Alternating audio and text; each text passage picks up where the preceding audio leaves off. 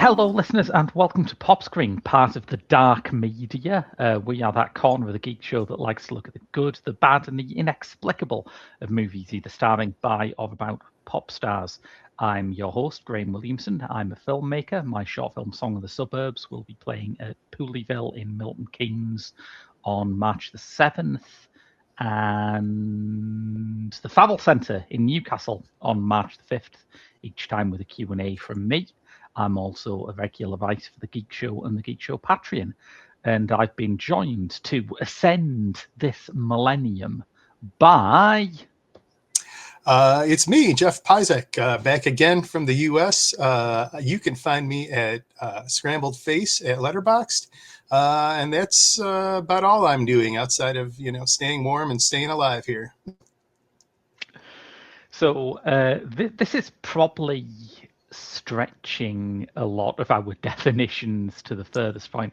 I had a rule when I started this podcast that we were not going to do actors who've turned musician, actors who've turned their hands to a musical career. And I broke it immediately with Kylie Minogue, because I don't care that she started off acting. You can't deny that Kylie's a pop star. Sure. And I thought that was going to be the only time I break the rule, but I have somehow broke it a second time for Corey Feldman. Yeah, I mean, if you're going to break it for someone, you might as well do the our number one Michael Jackson impersonator. Why not? Yes. If you're not aware, I think most people became aware of Corey Feldman's music for the first time when he was on, was it the Today Show? Yeah. That was, 2016, 17, around the time this documentary was made, right? Yeah. Around 2016. So you might have missed it with a few other things that were very odd that year. But yes, he did a performance of his song Go For It with a backing band that he called Corey's Angels, who were all young blonde women in lingerie with little wings and halos attached. And the response was generally, what the fuck? Yeah, I remember hearing about it shortly after. Not being on social media, I probably missed a lot of the discourse, but I definitely saw the clip. I don't know if you want to get into any description of the performance, or it's a sort of I guess you would say, a kind of electronic funk rock song. Corey is dressed in this bizarre sort of hoodie that looks like it's made out of like crocodile skin or something. And he does his dance moves, which, as Jeff implies, are strongly influenced by Michael Jackson on a track that could not sound less Michael Jackson. He brings a guy called Doc Ice out to do a guest rap on the record. It's Snoop Dogg, because, yeah, fine, why not? And it is altogether a performance of pieces that do not fit together. Yeah. The hoodie, I think, is mainly there so he can do a dramatic reveal of his face at some point, sort of haha, you didn't know it was him. Something like that.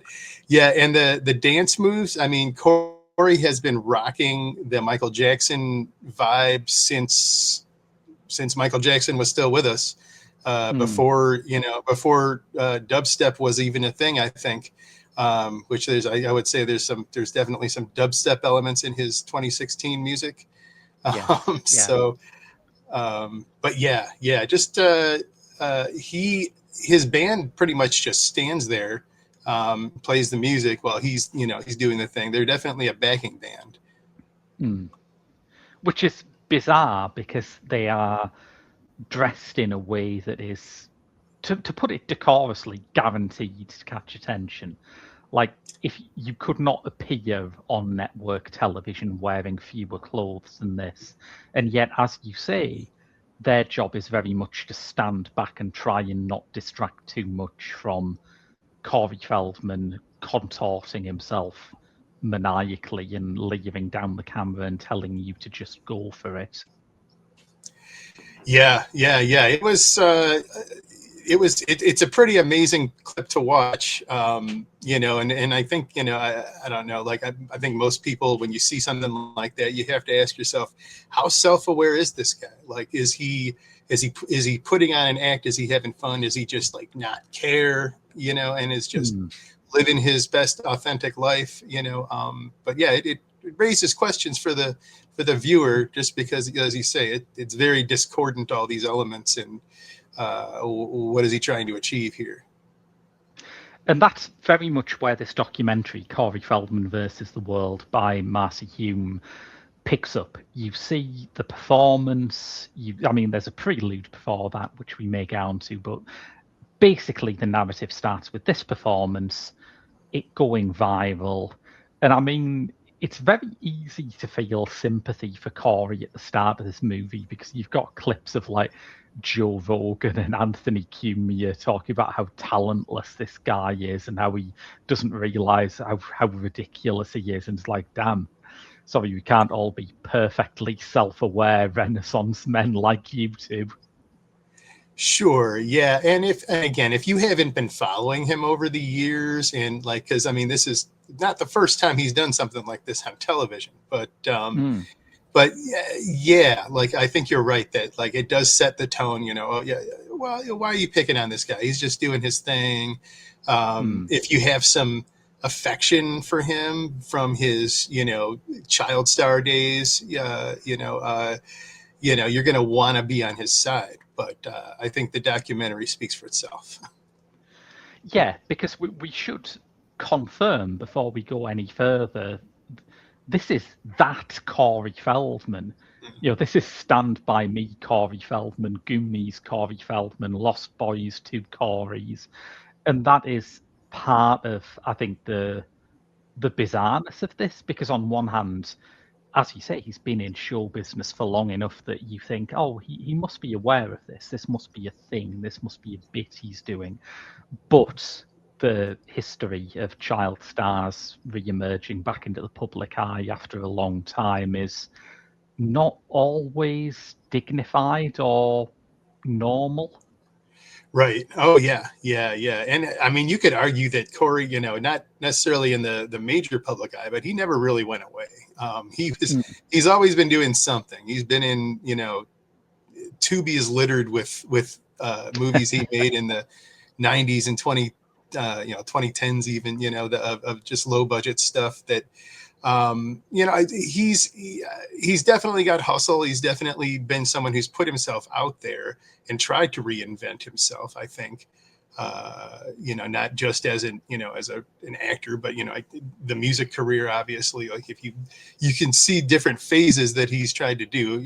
I think the common denominator, again, is the Michael Jackson dance moves. But he's been trying to break into that sphere for a while, I would say. Yeah, my knowledge of Corey Feldman's musical history is very spotty, although we did sort of do this on a Patreon podcast a couple of years back, where we were talking about Satan's Bed starring Yoko Ono, and it's far too long to explain how that links into Corey Feldman, but listeners, if you're interested, check out the Satan's Bed episode on our Patreon, because there is some Corey Feldman talk there. And you're right, he did a lot of different genres. There was a time when he seemed to be trying to crack the sort of new metal market. There's a lot of very sort of heavy, aggressive late 90s to early 2000s Corey stuff out there. But I think that the weirdness of the Angels in particular is what made everyone sit up and pay attention this time round. And that's to a great extent what the documentary focuses on. Yeah, and I think it's the right time to do it, because, as you say, the weirdness is sky high, and I think the documentary tries to make sense of what the situation was and put some context around it. Speak to each of the Angels and get their perspective. But yeah, I'm not sure how I feel about it after watching it. Yes, because when was his episode of Wife Swap? Oh, are you aware of this? No, but I'm guessing it was prior to this period. I think so, yeah. I mean, the Angels are very much a part of his life at this point. And Wife Swap, for those who don't remember it, was a reality show where you got two couples and they had to essentially, the wife of one of the couples had to go and live with the husband of the other couple, and vice versa, for a set length of time. And it was generally pretty cringily entertaining, I think. On the bell curve of 2000s reality shows, it was by no means the most reprehensible. The Corey Feldman episode is deeply, deeply weird, and you watch it, as I think a lot of the people watched the Angels on the Today Show podcast, just with this constant nagging thought in your mind, and that thought is this a sex cult? Yep, that is the number one question. Was it a sex cult? Again, we could probably try to unpack it, but I'm still not sure. Yeah, I think the nearest thing we get to a very definite answer here is when one of them leaves, Margot, and she accuses him of subjecting the band to, and I wrote this down because I thought we'll definitely need the exact words here, excessive drugs and excessive orgies. I do like the idea that moderate orgies would be fine. Sure, yeah. When they become excessive, that's the problem. Right, exactly. Yeah, and so is that saying that everyone was forced to be involved in those events, or were they just happening? Because I mean, it's clear that Corey and his wife Courtney have a third in their relationship. Darcy. Darcy. Right. So it's clear that they're having something together, but like as for the rest of the band, there's not really a lot of information put forth as to what were they just witnessing it? Were they some of the Angels were living, the band members were living with them, but again, was it part of some big kinky orgy thing? Either way, like when Margot called it her, I think she said that it was the worst experience of her life. So, and didn't really, I mean, you could see some of the musical and creative differences and all that for sure. But it has, again, the sex cult stuff, I still can't tell for sure. Yes, I agree that there's clearly something there, but I don't think it's as black and white as, he is Charles Manson and all of the girls are like, Patricia Krenwinkel and the rest of them. I don't think it's like that, but it has to be said that he does sort of invite this upon himself by being so outrageously creepy. Like, there's lots of male singers with female backing bands. Some of the female backing bands wear skimpy clothes. Some of the male singers are, if you can believe it, even more ruggedly lascivious than Corey Feldman. And yet none of them are quite as creepy around their backing band as this. I can't remember. Does it get into the contracts that he makes them sign? I know it comes up. But I don't remember for sure. I think maybe they said that when maybe it was Margot, when someone left and they put the info out there, they actually posted the contract or pieces of it. Mm.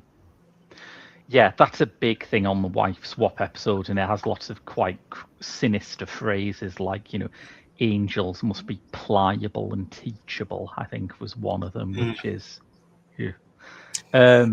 Yeah, and there's his whole assertion that he keeps bringing up that he somehow, that he's doing this to help these women. Yes. And, is it, I guess in the case of like someone like Darcy, who like seems like they took her in and where she was staying with them and, whatever their relationship was, immaterial, I think. But like the other women all just seem to be musicians looking for a gig, so, is he saying, his name brought them some recognition and this was a big gig for them? Or was there some sort of again, what else was happening behind the scenes where he was helping them?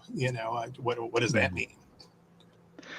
Yeah, I mean, at the very least you can say with confidence is that his casting methods are really very heavily focused on looks. There's a bit where right at the start of the documentary where a drummer leaves and it's on the eve of a tour. And this would be a point at which most artists would be just in pure desperation mode. We need someone, anyone, as long as they can play. And Corey is hemming and hawing because he thinks that the photos he's being given of this prospective drummer don't make her look hot enough. Mm-hmm. And of course, the previous drummer who quit he says that she was only there to sabotage them from the beginning, because everyone is out to get him. Everyone is, trying to kill him, trying to take him down, trying to defame him. This is a huge thread in the documentary. I mean, you mentioned that, part of the fascination of Corey Feldman and Corey's Angels is that you cannot quite work out how on the level it is. I would say if there is one thing that I am 100% certain that Corey Feldman believes and is not even slightly ironic about, it is that there is a war between good and evil in this world, and the chosen battleground for that war is the musical career of Corey Feldman. Right. Yeah, the forces of God and the Messiah versus the dark and satanic. I agree. I think he really believes he's risking his life every time he leaves the house because he's very preoccupied with it. I also think he really believes that Lolita means hooker, based on the way he explains it. So, welcome to believe what you believe, Corey. That's like when Margot quits? Because there's a few resignations in it, and one of the angels who leaves does post a sort of online post complaining that we were forced to wear this Lolita costume. And he's complaining about that to Courtney, his wife, who I was trying to... Who does she remind me of? She has a slight... Was it Louise Linton, Stephen Mnuchin's wife? Oh, she has maybe something of that kind of Fox News blonde kind of vibe. She's very poised, very aggressive, and she says, "I don't know what Lolita means," and Corey follows up with it. It means a hooker. I don't dress as a hooker. Right, okay, well, we've sorted that one, I guess. There's also the part where they're reading something and I think it's a legal something that they get, and it mentions someone was party to something, and she says, "We didn't have a party. We didn't ask for a party." I'd forgotten that one. That's great. Bless her heart. Oh dear. It begins on their wedding. In fact, this is what I was alluding to when I said there's a little preamble before the Today Show performs. It starts with their wedding in Las Vegas, and the vows are incredible. They reference them both meeting at the Playboy Mansion. Corey says that they were both, and I quote, weary and trepidatious about love, to which I thought, well, probably you more than her, given that you're about 3 decades older than her, I would say, but sure, believe what you will. Yeah, that's very interesting, and I believe they have split up now. Yeah, at the end of the documentary, they mentioned that. Yeah, I mean, if you're taking a collection to pay for the food at your own wedding, it's not Yeah. a great way to kick things off. But I guess people have overcome more. I mean, the devil's advocate thing, and another thing that the documentary gets very far into, is that Corey Feldman is quite right to feel embattled and quite right to think that people are out to get him, because some people listening to this may be aware that after the Today Show program, he resurfaced again, this time trying to crowdfund. I'm going to say documentary. I don't think he's clear on whether it's a documentary, but an expose, let's say, on child abuse in the Hollywood system. Yeah, that's and when this documentary we're talking about, the Versus the World, came out, I was a little confused at first. I'm like, is this that documentary that he had been making? And no, it's not. This is a completely different project that has been in the works for a very long time, I think. But yeah, that one was that the Rape of Two Coreys, I think it was called. The tastefully titled "My Truth: The Rape of Two Coreys." Yeah, this is like there is an even closer connection between them. I read an interview with Marcie Hume about this project. Obviously it's been some time in between the shoot and the completion. The fact that we're talking about this Today Show performance that was nearly 10 years ago now, being the inciting incident, is obviously proof of that.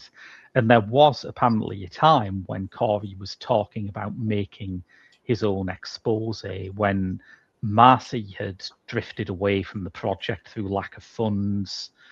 She became, I've got the exact title written down here, senior executive producer for A&E. And she said that was, a choice she had to make, because she put a lot of her own money into this shoot and it wasn't going to be finished. So at that point, Corey suggested buying Marcie's footage. Well, not even buying, actually. He suggested that she give him the footage and he'd fashion it into a documentary that would achieve what he wanted to do to sort of address the problem of paedophilia in Hollywood. And Marcie did not want to do that because, as I say, there was no financial reimbursement in it. And this seems to be what's driven a wedge between them and what has made this an unauthorized documentary. That isn't in the movie, and I may have a completely wrong read on that being the thing that really sort of drove them apart. But as far as I can piece the events together, that's what happened. Yeah, that makes sense. And it does help to explain the gap, as you say, from like most of the events of the movie taking place, almost 10 years ago from when this was released, not too long ago at the end of 2025. So, but but seeing the end product, I'm not sure really how any of the stuff that was filmed for this, maybe there's stuff that was cut out of the final edit, but I can't see where any of this would support his longstanding claims about his what insight he has to this pedophilia rings or whatever was going on in Hollywood. He's put information out there before, and from I was reading some reviews just on Letterboxd of people who attended when they did show the My Truth documentary. Oh, no way. Film. Yeah, they showed it. They just the pay-per-view live event that they had collected $1 million from didn't happen, but they did show it live at the theater, I guess. And from what I can tell, there was no new information. It was just kind of going over the same stuff. Corey Haim, Charlie Sheen, all that stuff. Yes. Yeah, I mean, I don't want to get too into the weeds of that because that is quite a murky affair. I will just say that Corey Haim's mother has completely, like, disavowed Corey Feldman's version of events and says that it has no relation to what her late son told her had happened at all. Sure. But yeah, I think he got understandably a lot of goodwill for that. It was around the time that there was a lot of attention being paid to things like, you know, the Bryan Singer case and other scandals surrounding child abuse and sexual abuse in Hollywood. I think people's alarm bells started ringing when he was asking for 10 million on like Indiegogo or something to make this. Yeah, it was. Yeah, it was about 10 million, and I want to say, what did he end up raising? Like less than $1 million. Yeah, I think Ultimately. I can't remember what it was, but it was much less. Yeah, yeah. I mean, but I think you alluded to earlier, like I think it was supposed to be a documentary, but he was positioning it as some sort of a a big budget narrative film. Like he was probably envisioning, hiring famous actors or something, or at least being able to, I don't know what he was going to do with all that money. Maybe, pay people for their time. That's not usually how you do a documentary, I don't think, but. Well, unless it's a documentary about the First Lady of the United States, at which point 40 million is like a quarter of the budget, isn't it? Sure, But sure.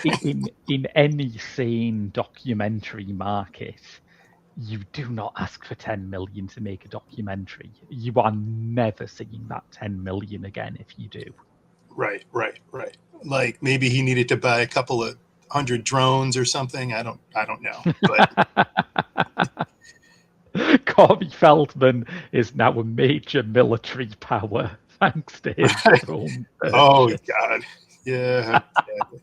God forbid. Yeah. It was interesting to me. I remember the goodwill over that lasting a bit longer, but this documentary shows, maybe it's just a artifact of like compressing this story into 2 hours, however long it is. But this documentary shows it going wrong pretty quickly, and he gets pushback on television pretty immediately. I mean, unfortunately, the person pushing back on him is Matt Lauer, which isn't great. It's not the hero we want, probably the hero we fucking deserve at this point. Yeah, it's that whole situation is unfortunate, but part of that is definitely due to the lens of time that we've gotten since that all took place too. So Yes, yeah. He sort of he becomes very strange when he's talking about this. I've noted down that there's a line he has where he is talking off the cuff about his ideas for the documentary to Marcie and to her camera, and he says, "I think it's good for people to see the way my brain works," which is like it's one thing to say that, but if you're going to say that, do not launch straight into an anecdote about a pastor sending you messages comparing you to Jesus, because that's the sort of thing that will make me think I don't want to see how your brain works. right. Well, I mean, yeah, I mean, it's all, I think, part of his I think he sees himself maybe as like someone as an open book, who's willing to open their heart and put it out there, and maybe not caring about the implications, or at least being able to justify them to himself as part of that the light and the goodness that he represents. Yeah, I mean, this is also the point at which the most defections from the angels are happening. So that really feeds into his sense of, as you say, representing the light assailed by the forces of darkness. There's one defector called Mara Moon who has the most astonishing rap sheet when she leaves. She's accused of bringing human bones into Courtney and Corey's home, trying to turn Darcy against them, and the ultimate sin, not shaving her armpits. Oh, God. Yeah, definitely a witch. Definitely a witch. So, well, you know. It's a hugely funny film, and I just wondered, like, how did the ratio of humor to the more difficult subjects work for you? Like, to what extent would you recommend this to someone who wanted to see something funny?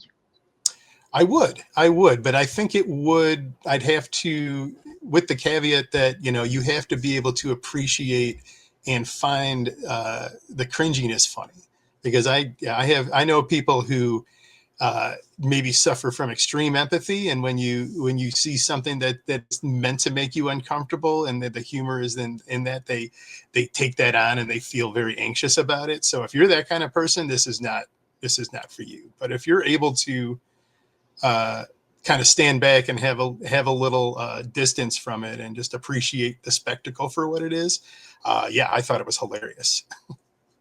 Yeah, I completely agree. I think it's remarkable that Marcie, who talks of Corey quite forgivingly in her interviews and says, she does wish him all the best, and she hopes he can sort of come back round and find, some new chapter to his career. But there is quite a lot of stuff in here where she just finds the perfect edit, the most beautiful piece of like unplanned comedy timing.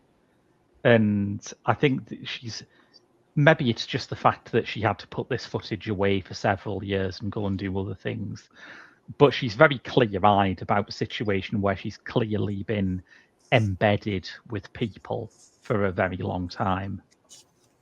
Yeah, no, I think and I was thinking about that when I was thinking about the amount of time since the footage was put together, that, that gives you some time to isolate the stuff that and put in those edits for some maximum impact. Like I said, it really speaks for itself. He puts it out there, and anything incriminating or weird is not the filmmaker's work. It is just what she happened to capture. Yeah, he's been critical since the documentary was released about a scene in which he says that Corey Haim molested him, and he's been saying like, no, that's a foul lie. I would never say something like that. He was my friend, and this becomes kind of harder to credit as documentary manipulation when you see the shot and it's an unbroken, unedited close-up of him saying, Corey Haim molested me, truth be told. Right. It's like, wow, they can do great stuff with deep fakes now, can't they, Corey? Yeah, apparently. But, everyone's out to get him. Everyone is out to get him. You know what film this reminded me of in that way? Have you ever seen the film Overnight about Troy Duffy? No. He was, for any listeners who don't know, Troy Duffy was sort of picked from obscurity in the middle of that 90s indie boom, in the middle of the post-Pulp Fiction, post-Clarks kind of era, when Miramax in particular was specializing in rags to riches stories for all of their new filmmakers. And he was like a barman who'd written a gangster script called The Boondock Saints. And he was selected to like write it, direct it, do the soundtrack, make the sandwiches, everything. They were giving him an astonishing amount of creative control, and basically he pisses it up the wall. And you should watch the documentary to find out why, because it's very, very entertaining. But there is a bit in that after, and I mean, talk about a documentary that's changed with the passage of time, as unbearable as Troy Duffy is in that film, you are sort of thinking, well, the person he's up against is Harvey Weinstein. And there's a bit where he's outside a bar and a car just jumps the curb, and it seems to be an accident. It seems to be just someone, maybe drink driving or just carelessly driving, but he interprets it as a hit. It's definitely a professional hit on me. And I was getting so many flashbacks to Overnight in the second half of Corey Feldman versus the World. That sounds fascinating. You know, I saw the Boondock Saints maybe 20 some years ago. Someone showed it to me. He was very enthusiastic about it, and I promptly forgot about it. But rather than going back to revisit it, I think that sounds like a more fruitful watch. I would agree. Yeah, I remember hearing about the Boondock Saints like you from people who were almost evangelical about it and just sitting down thinking, this is the film? Yeah. But Overnight is fantastic. Yeah, that sounds great. Thank you. If I would position Overnight very far above the Boondock Saints, but you have, of course, more direct experience with Corey Feldman's music than I do, so I can't talk about his art in that way. Yeah, I was present when he performed at Riot Fest in Chicago.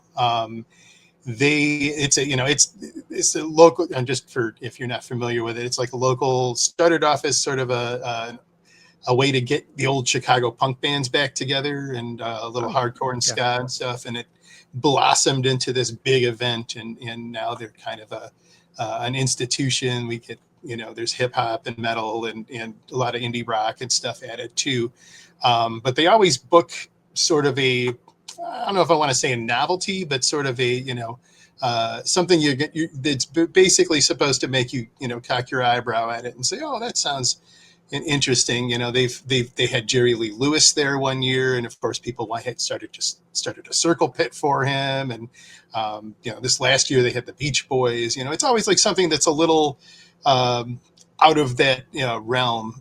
The Village People were there one year, but yeah, one year, I think maybe 3 years ago, Corey Feldman was their fun booking, mid-afternoon set. I think he was set for a 45-minute stage time or something, or maybe an hour. Barely covered a half an hour when he came on stage. And again, this was post Angels, so I think he was some of the same songs. He definitely had that kind of dubstep kind of vibe, but he now had an all-male band, and I would also, you mentioned he had that kind of new metal kind of vibe to his music, and I feel like that's kind of what it came back. He was trying to, maybe just for the fest, trying to do something a little more aggressive, or but yeah, I think he maybe got through 3 or 4 songs, a lot of downtime between songs, and yeah, I mean, he performs as you would expect. He definitely has the dance moves. The lyrics are very embarrassing, yeah. And honestly, from a crowd perspective, what was interesting was that, what they did was they put him on the small stage, and they tend to do this to kind of, draw up sort of an atmosphere of an exclusivity or something like that. By putting, a big draw on the small stage at this fest.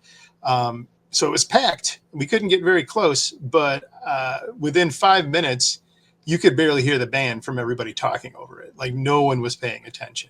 People took pictures, probably put them on, Facebook or Instagram or whatever right away, and then, was waiting for, whoever was coming on next. Right. So yeah, it was pretty embarrassing.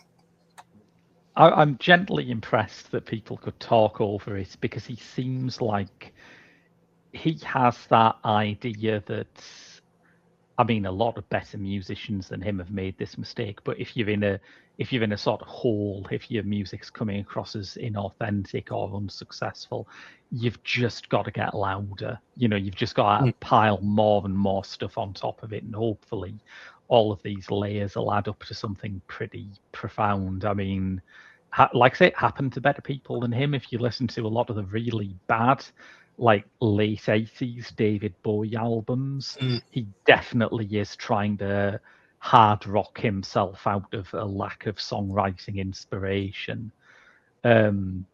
But yeah, I don't know whether, like, maybe that's a kind of machismo thing. Maybe he's worried people still see him as the cute kid from the 80s movies, and he has to do this. I don't know. You know what it brought to mind for me really was when Vanilla Ice tried the same move. You know, Yes. yeah, because the new metal version of Ice Ice Baby is exactly what I'm thinking of. It's Yes. these songs don't have any inherent aggression in them. You know, it's just you've, like you said, you made it louder. You put punchier drums in there, maybe put some dubstep beats over the, there's a busyness and there's a maximal kind of vibe to it. But yeah, the songs are pretty, they all sound like something he came up with when he was puttering around in his garage one day. I like the idea of Corey Feldman puttering around in his garage. I think it humanizes him more than Right. a lot of this film does. Sure. Well, or the moment I was going to bring up the part where, I forget which band member or someone was talking about how they accused him of belittling them, and then he went into what she calls the Michael Jackson voice and saying, "No, I didn't do that." Again, like the documentary speaks for itself in terms of like just laying it out there about this guy. Yeah, 100%.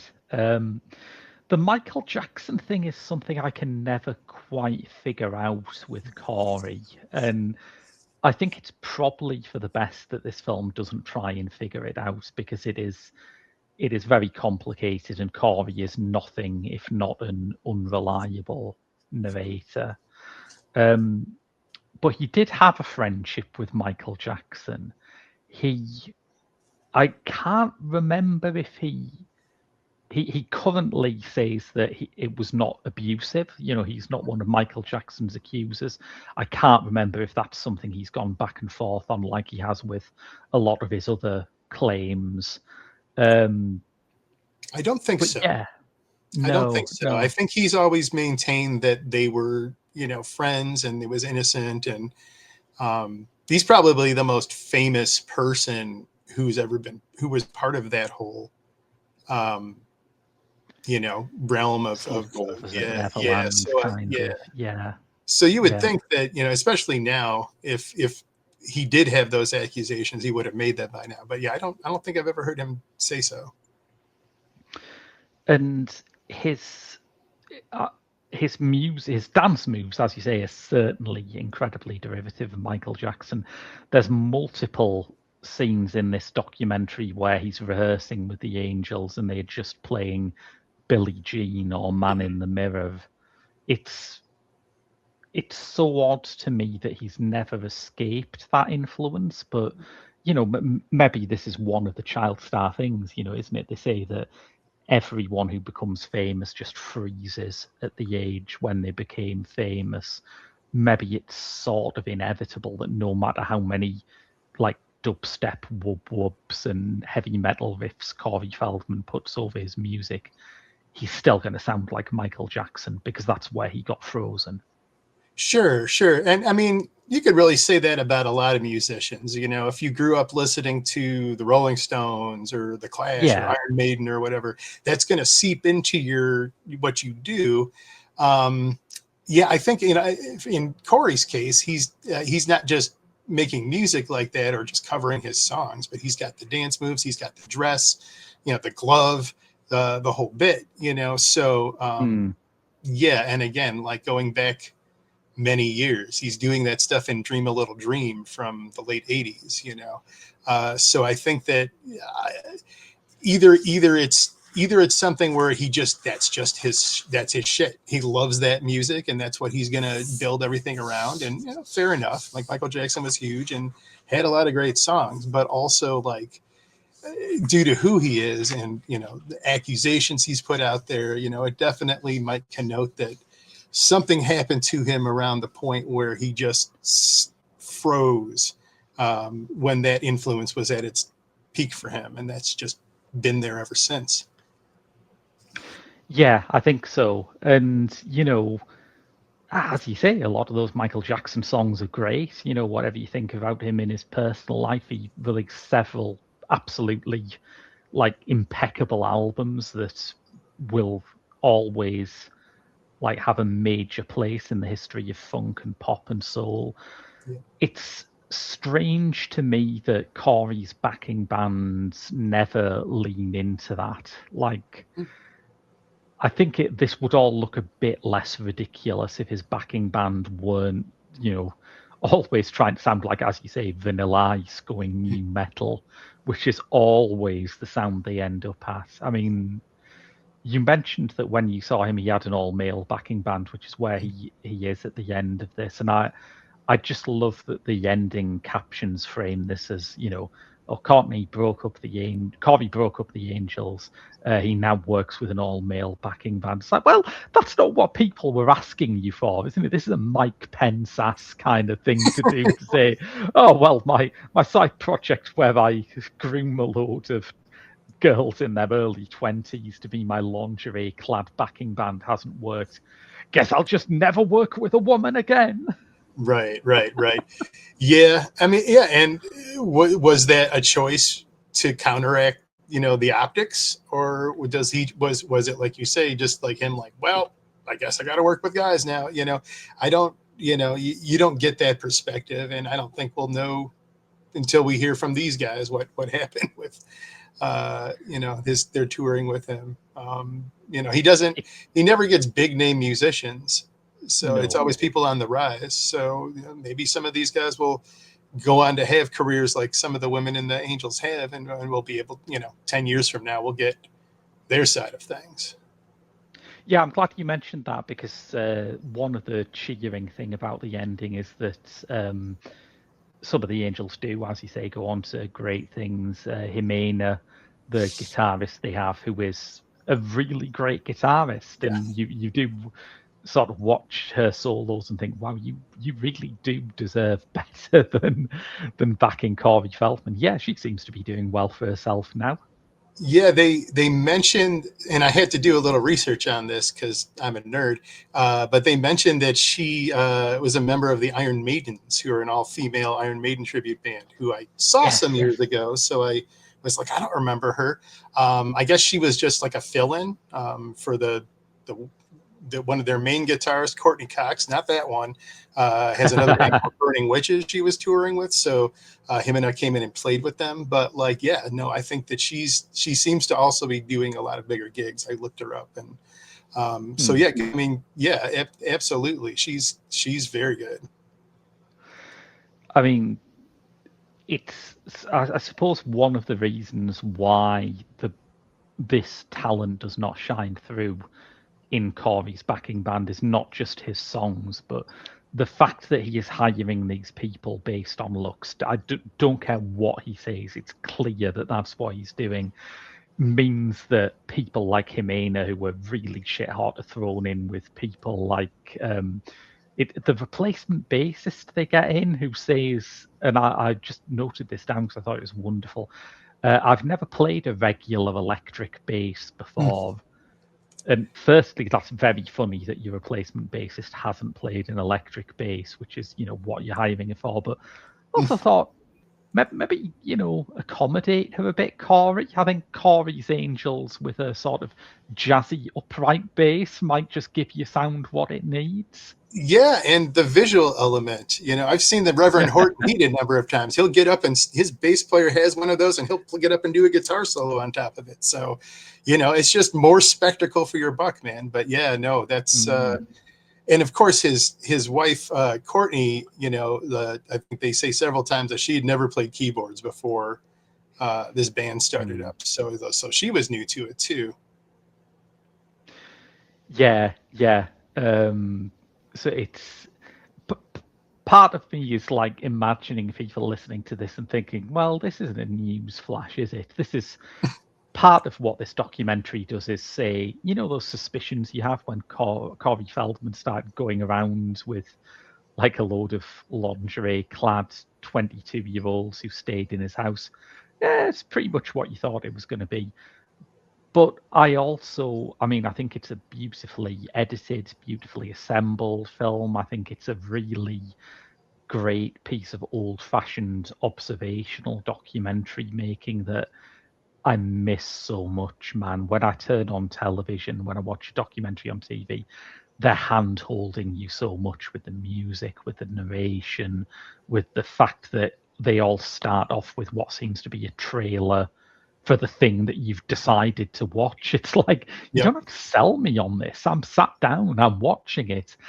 This is the antithesis to all of this. This is a proper documentary film, I think.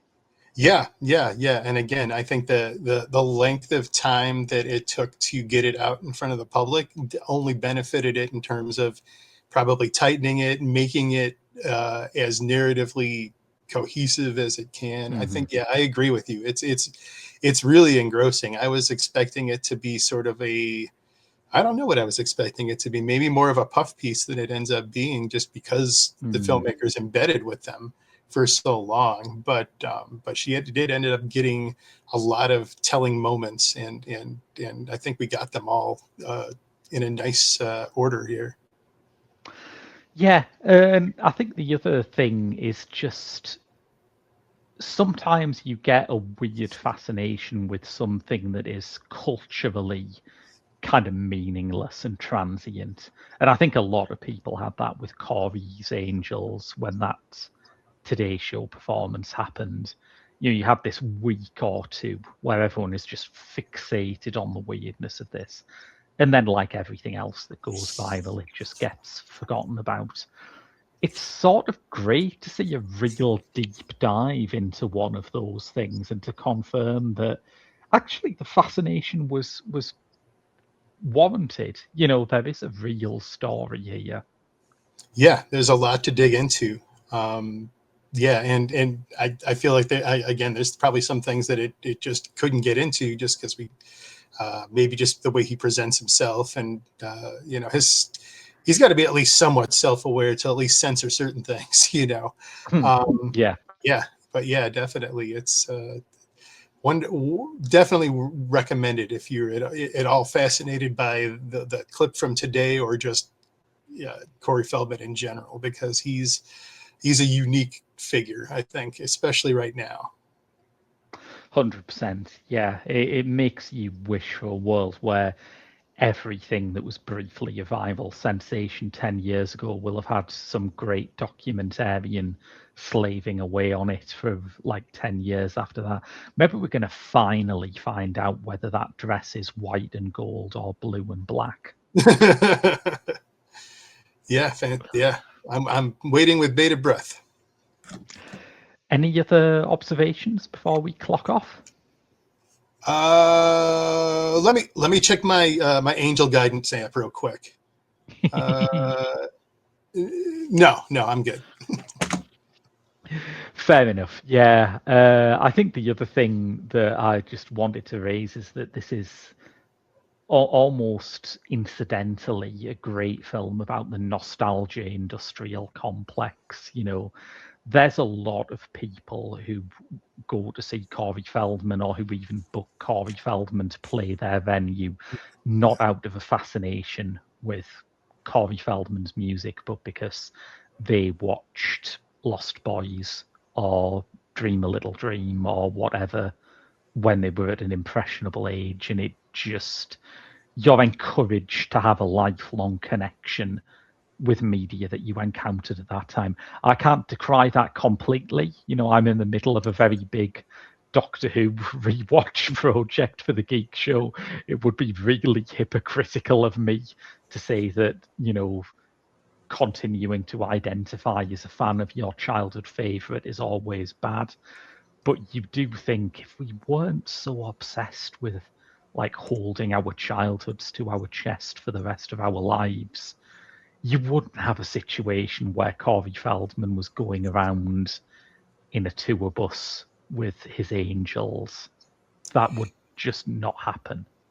Yeah, probably not. I think, in general, there's going to be some people out there who legit enjoy what he's doing. There's somebody out there loves those songs. Someone out out there supports his art and is not ironic or doing it out of some loyalty because they love Gremlins or whatever. But yeah, Yeah, I think that a big piece of that is, oh my God, it's Corey Feldman. The bar owner that they interview in the film, is very thrilled about it being Corey Feldman. No mention of, oh yeah, and he's got such and such a song that's really good, or even, I loved him as Tommy Jarvis or whatever. Like they don't.